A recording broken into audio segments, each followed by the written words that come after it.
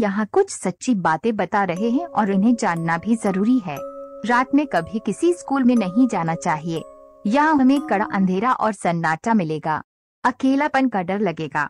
ये ऐसी जगह लगेगी जो सबसे अस्वीकृत हो। हमें आश्चर्य भी होगा कि सबसे ज्यादा चहल पहल वाली जगह दिन में और सबसे डरावनी सी जगह है जाती रात में। यहाँ ये डरावनी ही है क्योंकि यहाँ तो चोर के आने जाने की आशंका नहीं रहती और न ही किसी इंसान चौकीदार भी नहीं दिखता है, और होगा भी तो स्कूल के बाहर ही। यहाँ तो कोई माल भी नहीं मिलता है जो कोई चोर घर से। अगर अंदर जाकर देखो तो खाली क्लास, सुनी बेंच वगैरह वगैरह, यह सब बहुत अजीब सा लगता है। पर डरावनी बात यह है कि विद्या का मंदिर रात को मंदिर नहीं रह जाता, रहती है शैतानी ताकतें, नकारात्मक ऊर्जा। दिन में तो चहल पहल के कारण की शैतानी ताकत छुप जाती है, पर रात में ये भटकती रहती है। ऐसा अधिकतर मुख्यतः ईसाई और मुस्लिम स्कूलों में होता है, और वे भी उस जमीन पर बने होते हैं जहां कभी कबलती। एक बात की बात है, ये बात साबित करने के लिए एक बच्चा जो कि उसकी 12 बजे से 5 बजे की क्लास थी, छुट्टी के वक्त टॉयलेट गया और उसे सुस्ती भी आ रही थी। वहां टॉयलेट करके अपनी क्लास में आया अपना बैग लेने के लिए। उसने सोचा होगा कि थोड़ा बैठ जाए। वह बैठ गया और फिर बेंच पर सर रख लिया। इसमें उसे नींद लग चुकी थी और वह सो गया। स्कूल से बंद होने का समय हो गया था। सभी बच्चे और यहाँ तक कि टीचर भी जा चुके थे, पर वह वहीं पर रह गया और क्लास स्कूल बंद हो गए और कर्मचारी भी अपने घर चले गए। उसकी नींद खुली तो उसे सन्नाटा परेशान करने लगा। वहाँ बहुत रोया और चिल्लाया।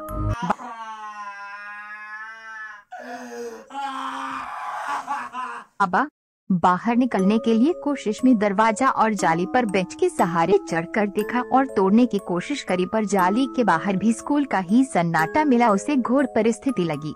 वह चाहता तो सो भी सकता था, पर सन्नाटे में आखिर कोई सोए कैसे। वह रोने लगा, जोर जोर से रोता रहा। कोई नतीजा नहीं निकला। वह रोता रहा, पर अचानक उसे कुछ हुआ और जोर जोर से डरावना था, हंसने लगा।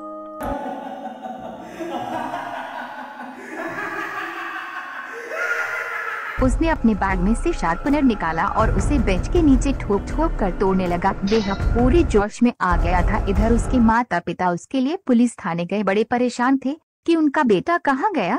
इधर उधर ढूंढा कि शायद वह मिल जाए। स्कूल वालों को फोन भी किया पर किसी ने उठाया नहीं, पर फिर भी वह बड़ी मशक्कत के बाद प्रिंसिपल के घर पहुँचे। पर वह प्रिंसिपल उन पर चढ़ गई कि इतनी रात को परेशान मत करो, और लापरवाही करके टाल दिया। इधर जब उस बच्चे का शार्पनर टूटा तो उसने उसमें से बिलियर निकाल लिया। आखिरकार उसने सब अंधकार मानकर कैसे इसे अपना अच्छा मना लिया और इतना साहस भर लिया। आखिरकार उसने चिल्लाते हुए बिलियर से अपना गला 2-3 बार लपक कर रख डाला।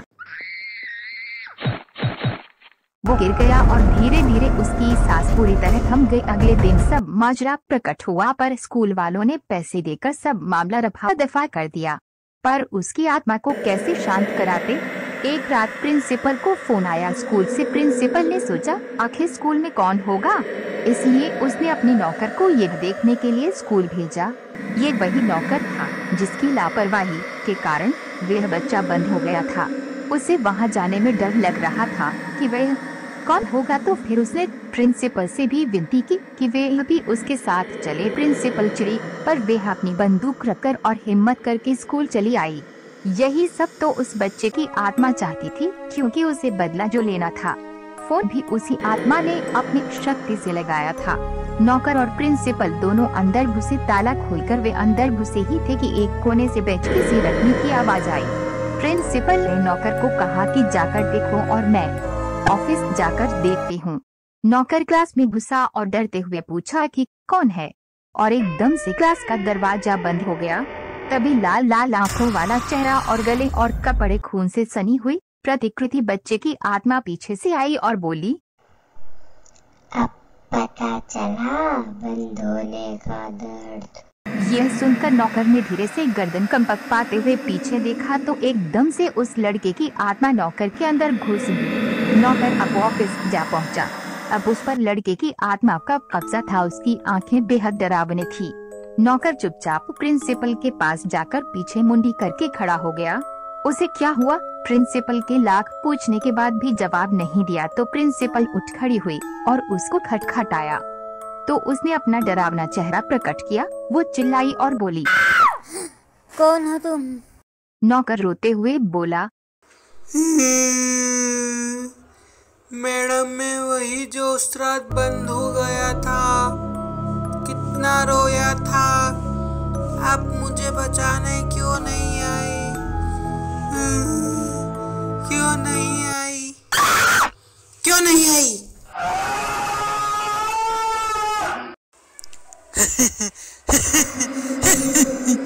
अब तू मरेगी। ये कहकर वे आगे बढ़ा तो प्रिंसिपल भागने लगी। अचानक से सारे दरवाजे बंद हो गए। बच्चा आगे आया और उसने जोर से प्रिंसिपल का गला पकड़कर उन्हें हटाया और उसने दबा दबा के मार डाला और वह फिर भागकर खिड़की से कूद गया और मर गया। अगले दिन जब सारा माजरा प्रकट हुआ तो सभी के लिए यह रहस्यमयी बात थी कि आखिरी 3 लोगों की मौत कैसे हुई थी, पर कुछ लोग सब माजरा समझ गए और सहम गए।